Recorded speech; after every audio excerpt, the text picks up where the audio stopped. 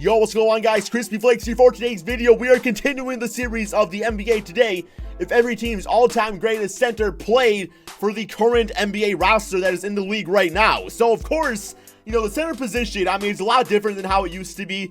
Now, if you can, like, shoot threes and space the floor at all, you are extremely valuable for your team out there. While in the olden days, the center position, that was like the prize jewel out there, man. That was the gem. You needed a center to win NBA championships, and these guys play on the inside, man. They were going to score out by dunking on you, posting you up, getting rebounds, blocking shots, doing all sorts of things out there, man. You know, the Shaqs of the world, the Kareems of the world. That is what people sought out. Now these days, it seems like the small forward position is kind of like the star position out there. But we are going to go through every single team right there. Then as we do the simulation, I'm going to tell you guys in the video my 5-time favorite all-time centers. So as always, guys, let me know in the comment section below, what are your favorite centers of all time?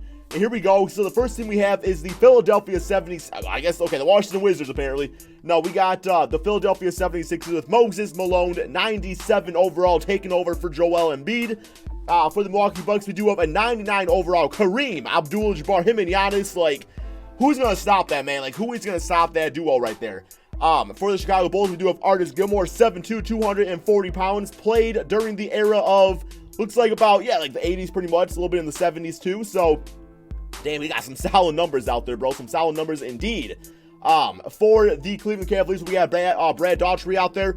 Thought Daughtry was the name of a band, but maybe I'm wrong about that. Anyway, 90 overall, solid like 20-point, 10 rebound type of guy. So, yeah, also very low shot block though for being a 7-footer. Sometimes I don't really understand that, how 7-footers can't block shots very well. For the Boston Celtics, we have the winningest player of all time from a ring standpoint in Bill Russell, 98 overall. I would love to see this guy play right now, man. Look at these stats: 17 points, 24 rebounds. This is before they even recorded blocks, so we know that shot block is probably gonna be at about 10 per game, knowing him, right? What's that, guys? I lost my team.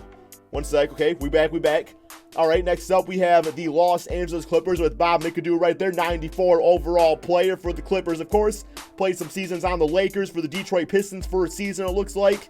But no, on the Clippers, that's when he was like cream of the crop. Look at that, man. 35 points, 14 rebounds, 2 blocks per game. Beastin'. For the Memphis Grizzlies, we do have Marc Gasol, who was recently just traded away to the Toronto Raptors, ending his era right there. But, I mean, Grizzlies, you all got Pau Gasol, Marc Gasol. What Gasol is next? Is there any more like up-and-coming Gasols in the NBA? Probably not, unfortunately speaking. For the Atlanta Hawks, you got no Dikembe Mutombo. Him and John Collins, that's going to be a problem out there with Trae Young. Also, this guy, one of the best shot blockers of all time. He had a very long career, guys. I mean, this guy played for a very long time. Look at this, man. 4 blocks per game, 5 blocks per game. That's nuts, bro. For the Miami Heat, we do have Alonzo Mourning, not Zoe as in Lonzo Ball, but Alonzo Mourning right there, 95 overall. He had quite a few great seasons over here. You know, played a little bit for Charlotte, but most of his career was for the Miami Heat. Always a solid, just like, you know, score on the inside rebounder, a guy you do not want to drive on because he was going to swap that bitch-ass thing back, bro. All right, for the Charlotte Hornets, once again, you know, see Miami Heat. See Miami Heat. For the Utah Jazz, we do have Rudy Gobert listed as their greatest center of all time. I mean, I like Rudy Gobert a lot. I mean, I think he's a very passionate player. I think that maybe, you know, that type of center is not really as sought out anymore, but with the time he has on the court, he definitely makes the most of it. For the Sacramento Kings, we got Boogie Cousins, who, of course, was traded for, you know, Buddy Hield, Tyreek Evans, and I believe Langston Galloway. So Buddy Hield is the only one left on that team. He's playing like an all-star nearly. But, you know, Boogie Cousins now on the Warriors, doing okay over there. I mean, he's on the super team. So for the New York Knicks, you do have Patrick Ewing, one of the greatest centers of all time, 7 foot, 240 pounds of pure muscle, and scoring and rebounding and shot blocking and pretty much everything you wanted your center to do back then. Even shot threes a little bit, man. Like that's like Giannis numbers at least, which is not really a great comparison, but still. For the Los Angeles Lakers, we do have Big Shaq, Shaquille O'Neal, 98 overall, teaming up with LeBron James. Essentially, this is exactly what this team needs, man. So we'll see if Big Shaq can get it done. People say that Shaq would not do as well in this era of basketball. I completely disagree. I think he would still be averaging 30 points a game. You know, one second, I always be losing my team like this, guys. So let me get back. We were on the Lakers. So next up, we do have the Orlando Magic with Dwight Howard before he was, you know, kind of annoying, I should say, or maybe just not really the greatest teammate. Because back in the Orlando Magic days, I mean, there was no stopping this guy right here. I mean, yeah, he did okay for the Houston Rockets, had a good season for Atlanta and Charlotte. But just these days, he's viewed more as a troublemaker. But damn, when he was playing his prime basketball, he was a force to be reckoned with. Okay, for the Dallas Mavericks, we do have James Donaldson. Not gonna lie, I don't know a single thing about this guy at all. I saw him listed on here, and he was the best center available. So, James Donaldson. I would probably actually say Tyson Chandler was better than him, but that's just my opinion. For the Brooklyn Nets, we do have Brook Lopez. So this is before Brook was shooting threes and more so, you know, playing on the inside. I believe he's their franchise all-time leading scorer. So got to give him respect for that. Now great for the Milwaukee Bucks. For the Denver Nuggets, you got the Joker Jokic at the age of 23 as a 93 overall here in NBA 2K19. I mean, he probably one of my favorite centers of all time, guys. I love his passing abilities. If I was a center, I would want to be Jokic. For the Indiana Pacers, we do have Rick Smits. Another guy that played, I believe, like the 90s and 80s a little bit. Don't know much about him. All I know is that one time in 2K, I was playing a game and somebody freaking dropped like 50 points on me with this guy. So 7'4", 250 pounds, and a very nice mullet. For the Pelicans, Anthony Davis listed at the center position. You can also say the power forward position, but he plays center mostly right now. So that's what he's listed at for this series. Another guy you look at, man, Tyson Chandler once again. For the Detroit Pistons, you got Bob Lanier, played in the 70s and the 80s. But definitely his time for the Detroit Pistons was his best basketball. 25 points, 12 rebounds per game. Some really just solid seasons for the Detroit Pistons here. For the Toronto Raptors, you do have Antonio Davis, 6'9", 215 pounds. Played, you know, in the 90s and early 2000s. But he didn't really play. Yeah, I guess he played for this team like middle of his career, kind of. But, you know, I mean, pretty basic center numbers. Good shot blocker, of course. For the Houston Rockets, Hakeem the Dream Olajuwon. I got a feeling that the Rockets might win this video, or the Golden State Warriors, because Golden State typically dominates too. But Hakeem, I mean, the Dream Shake, one of the most unstoppable moves of all time. For the San Antonio Spurs, we do have David Robinson teaming up with LaMarcus Aldridge. This guy was just, I mean, defensive presence on the inside, could shoot the basketball, he could do everything out there. He was a beast. For the Phoenix Suns, you do have Alvin Adams, another guy I don't know anything about. 70s, 80s player. I mean, nice numbers. Actually, a really good passer. Like, look at this. 15 points, 7 rebounds, about 4 or 5 assists he averaged throughout his career. So, really good passer. For the OKC Thunder, we do have Jack Sikma, who is 6'11", 230 pounds. Played in the 70s and the 80s. Only a few seasons, though, for the OKC Thunder. Next up, Minnesota Timberwolves, we got Karl-Anthony Towns listed as their greatest center of all time. No arguments right there. For the Portland Trail Blazers, we got Bill Walton, 6'11", 210 pounds. Also a commentator. Some people kind of question his mindset sometimes. They say he might be smoking something out there, but nonetheless, he was a great basketball player. He kind of was a victim of injuries, though.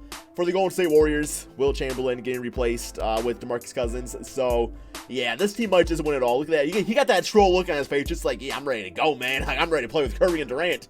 In the Washington Wizards, you do have Wes Unseld, who played a lot in the 70s and the 60s. So here we go. The team I'm going to follow for the simulation is going to be the Boston Celtics. I want to see how Bill Russell does in this era of basketball. So, yeah, we're going to go with him. And I'm going to tell you guys my 5 favorite centers of all time as we go through the simulation. So, starting off, I did kind of say earlier, Jokic is currently my favorite player in the entire NBA. One of my favorite centers of all time. I just like the past few seasons, what he's been doing for the Denver Nuggets has been really cool. I like that he's kind of just like a bigger dude, you know. It's like he's not like the most athletic guy, but he's still one of the most dominant guys. So much respect to him on that. And then also, Yao Ming. I absolutely loved Yao Ming when he played. Yo, give me 1 second here, guys. Let me do the G League stuff. I remember back when Yao Ming and Dwight Howard played against each other, there was always like these forums on ESPN.com just like talking about like who's better, like are you like Team Yao Ming or Team Dwight Howard? And it was always a big time argument. But just way different, like the international game of basketball and bringing the game to China and all that out there. And I mean, he was a great player. Like he was one of those guys that fell victim of the lower body injury, which happens to a lot of, you know, big guys out there, kind of kills their career. He had a lot of foot injuries and stuff like that. But also, I guess on the topic of Dwight Howard, I liked Magic Dwight Howard. Like after he left the Magic, I was not really a big fan of his anymore. But when he was on the Magic, I remember playing like the old 2K games, and I would love using that team just because, I mean, you could score about 50, 60 points if you know how to use Dwight Howard in that game, and essentially using him was just attacking the basket and dunking on the inside. And then also, I really do like Tyson Chandler a lot. I just like Tyson Chandler because he just went out there and he played the game right. I mean, he was a defensive anchor for any squad he ever played for, was always good at catching some alley-oops out there. Although, I remember one game I was watching at my grandma's house. It was the Pistons against the Hornets. And let me just say, Jason Maxiell, like, guys, you gotta look it up, man. It was one of the nastiest blocks of all time. Like, CP3 threw an oop to Tyson Chandler, and Jason Maxiell got up there and swatted that thing so hard. But I still do like Tyson a lot. And then finally, of course, one of my other favorite centers of all time is big Ben Wallace. Getting to me, Ben Wallace was definitely like a top 3 highlight moment of my entire YouTube career. I got to play basketball with him on the Little Caesars Arena, so that was just awesome. I asked him to play defense on me, and he said no, and I said, you can't handle this, and I shot a 3, and it hit the top of the backboard. So I don't want to say I'm bad at basketball. I want to say that Ben Wallace shut me down just by his presence, because he, of course, was a multi-defensive player of the year winner. But here we go. We got one more game here against the Washington Wizards, so 63-19 for the Boston Celtics. That's a fantastic record, probably top seed or maybe top 2 seed in the Eastern Conference based on how Toronto does, because they always freaking seem to dominate in this game somehow. But we got Bob McAdoo as the MVP at 31 points, 16 rebounds, 3 assists per game. Trae Young, Rookie of the Year, Serge Ibaka, 6-man. Bill Russell, Defensive Player. No surprises there. And Brook Lopez, Most Improved, with 68 and 14 for the Golden State Warriors. I mean, you put Will Chamberlain in place for DeMarcus Cousins. The team's not going to get worse. Let's just say that. So here's all the awards for you guys to see real quick. All right, so let's go to the player stats real quick, and I'm just going to scroll through these real quick here so you can see how your favorite center did. We got Bill Russell at 12 and 15. Zubac, damn, like 11 points. I thought he was a starting center. I was like, oh, what's going on? But no, McAdoo is right there. Marc Gasol. What do we got here? Where's the center? Yo, damn, Mutombo, 9 points a game. That's it. 11 rebounds, 2 blocks. Wasn't really much of a score, though, was he?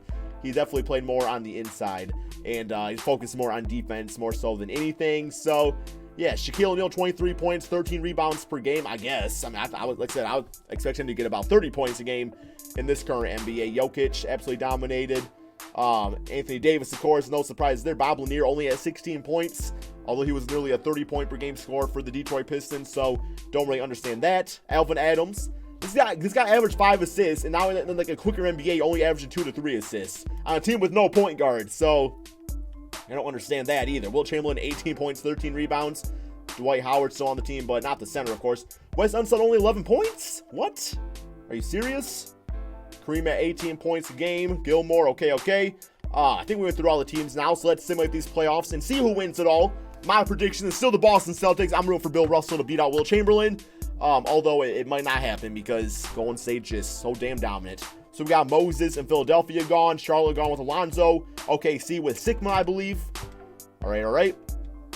Keeping it moving. Damn, we got the Lakers and Shaq getting knocked out in the first round of the playoffs by the San Antonio Spurs. So did not quite see that one coming.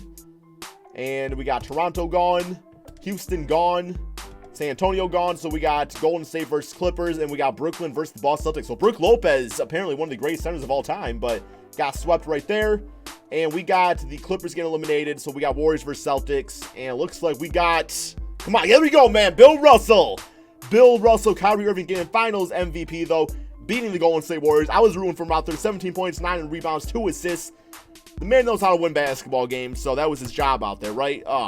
Anyway, hope you guys all enjoyed this video. Let me know in the comment section below what your favorite all-time center is. Thank you all so much for watching, and peace out, my friends.